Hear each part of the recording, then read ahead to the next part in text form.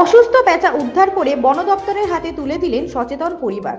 শান্তিপুরের ১৬ নম্বর ওয়ার্ডের বনবিবিতলা লেন বক্তারঘাট এলাকার বাসিন্দা শ্যামাপদ বিশ্বাস অসুস্থ অবস্থায় একটি পেঁচা উদ্ধার করে মানবিকতার পরিচয় দিয়েছেন।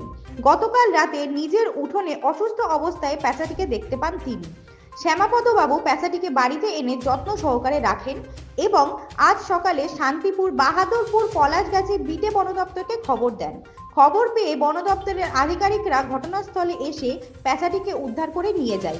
শ্যামাপদ বিশ্বাস জানায়, অসুস্থ পেঁচাটিকে দেখে তিনি তাৎক্ষণিক যত্ন নেওয়ার সিদ্ধান্ত নেন এবং সুস্থতার জন্য বন দপ্তরের হাতে তুলে দেন।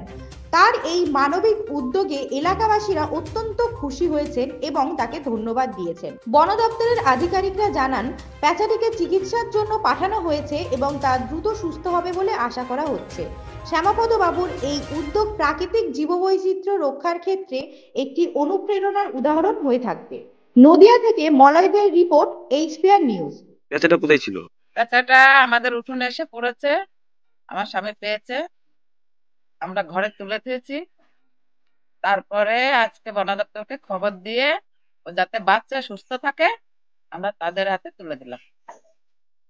আপনার নাম? আমার নাম মীরা বিশ্বাস, এই জায়গাটার নাম? বনবিবিতলা লেন।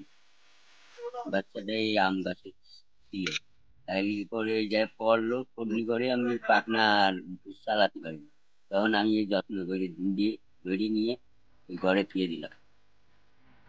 যেমন বন দপ্তরের লোক নিয়ে গেল। এখানে বলে তাহলে তাকে নিয়ে গেল। আপনার নাম? আর আমি শ্যামাপদ বিশ্বাস। এই জায়গাটার নাম? এটা যে বন বিবিতলা